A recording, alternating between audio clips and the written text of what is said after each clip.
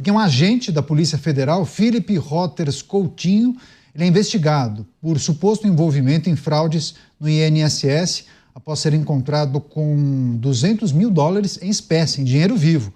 A operação conjunta da Polícia Federal e da CGU, Controladoria Geral da União, também resultou na demissão do presidente do INSS. Trouxemos essa informação aqui. Coutinho, o policial federal que foi visto escoltando o ex-procurador-geral do INSS e o empresário no aeroporto, ele nega envolvimento e alega coincidências em suas ações. A Polícia Federal aponta irregularidades em suas viagens, sugerindo um esquema criminoso. Passar essa para o Dávila, porque a cada dia uma nova informação, né? E naturalmente é uma teia, né, Dávila?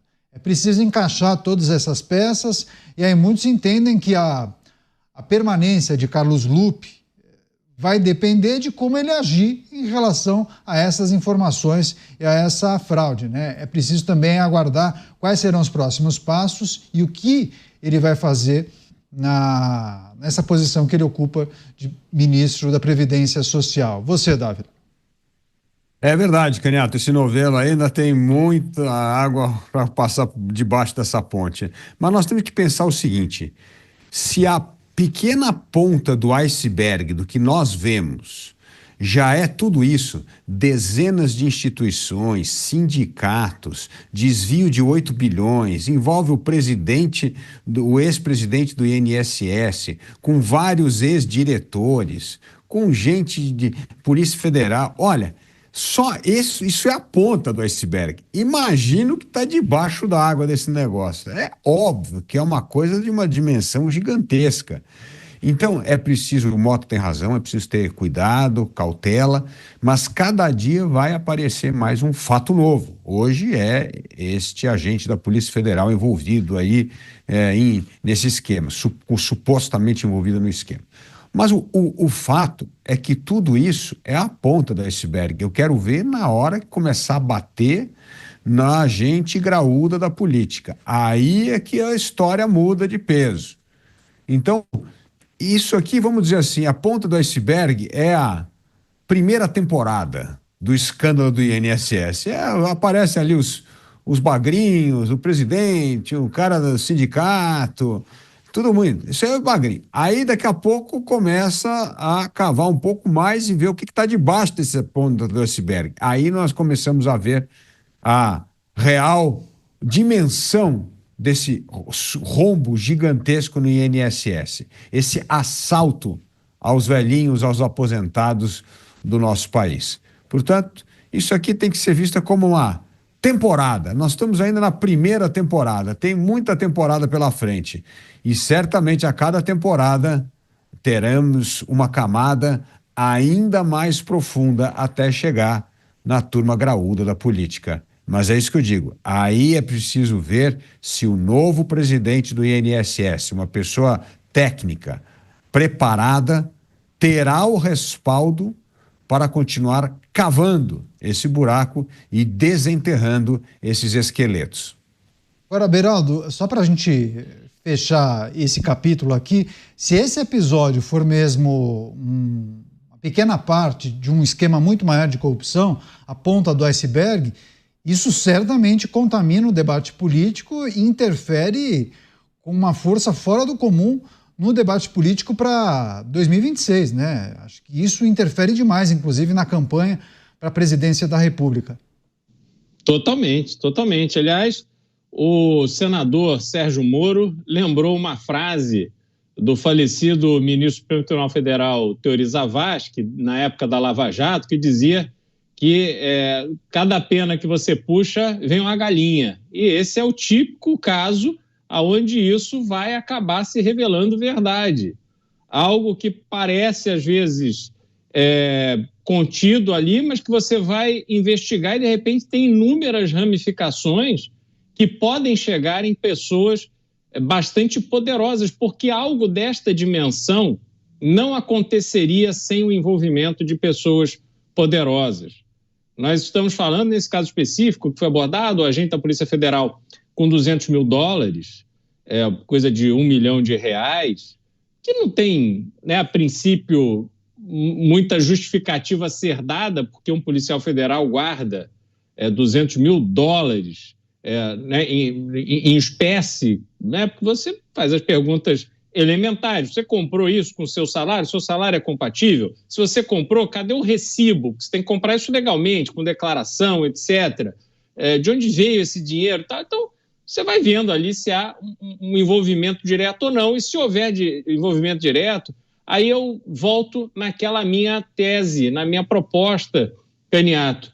Alguém que usa o seu cargo público, a fé pública que recebe, para cometer crime, alguém que se utiliza do Estado brasileiro para enriquecer, para se beneficiar, tem que ter pena dobrada, porque isso é um patamar superior ao puro roubo, à pura corrupção, ao puro desvio.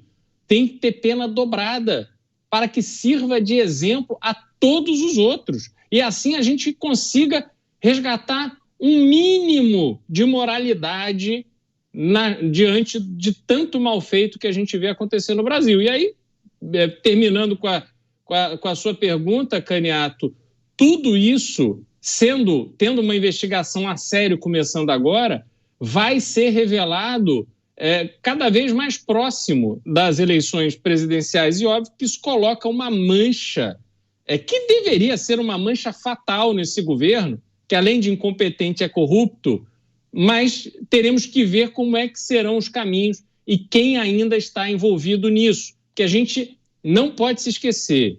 Há muita gente que se diz atualmente de direita, mas que até muito pouco tempo estava abraçado em cargos e orçamento público vindo de governos de esquerda. Então, esses neodireitistas também, que têm um passado que pode lhes condenar, possivelmente também serão chamados a dar essas explicações. Então, vamos ver o que acontece. E também a população tem que ficar muito esperta. Só lembrar da época da Lava Jato. Quantos não surfaram na onda da Lava Jato? Porque deu certo naquele momento, né? Então tem que ficar ligado, porque muita gente talvez queira embarcar em um discurso muito parecido, caso esse episódio cresça, e certamente deve crescer se isso for o início de um processo muito maior. E aí, só para fechar, Mota, trazendo a história da Lava Jato, mas tentando descontar as muitas reversões que nós acompanhamos nos últimos anos, a Lava Jato, naquele momento, a operação mudou o rumo do Brasil, né? Forças políticas surgiram, o debate em torno do combate à corrupção ganhou muita força, enfim.